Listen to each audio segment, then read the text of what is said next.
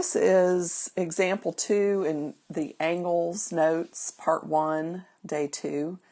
And I'm looking at example 2. I'm going to find the degree measure for pi over 2. And so I've got to use the correct conversion. And I always try to remember that when I'm converting from radians, I want to think about radians canceling. And so I put pi in the denominator, because then we would end up with 180 degrees in the numerator. And so for this one, pi cancels, and we have 180 over 2 degrees, which is 90 degrees.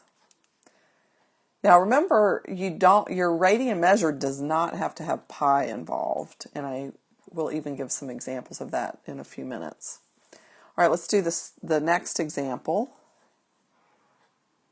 And so we're going to take negative 5 pi fourths, and I want to convert that to degrees, and so the 180 degrees goes in the numerator and pi is in the denominator.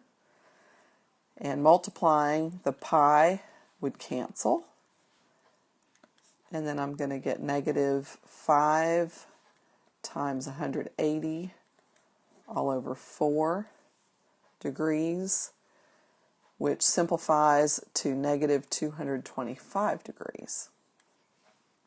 Now, just to give you an example beyond this, let's say that you've got the number 3, and there's no degree symbol. That means this is radians. And so to convert that to degrees, I'm going to need the 180 degrees in the numerator and pi in the denominator.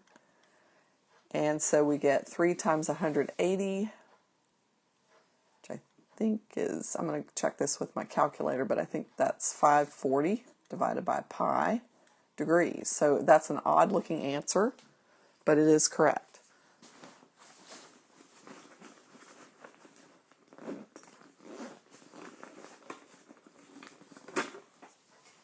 I'm just double checking. Let's see.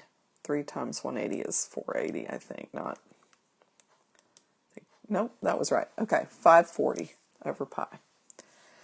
And let's just do one that was in degrees that involves pi. So we're going to convert to radians. Pi degrees. So I'm going to write pi over 1 degrees times, we want to end up with radians, and so the degrees are what we want to cancel, so they need to go in the denominator, and so that gives me pi squared, because it's pi times pi, over 180, and that's in radians.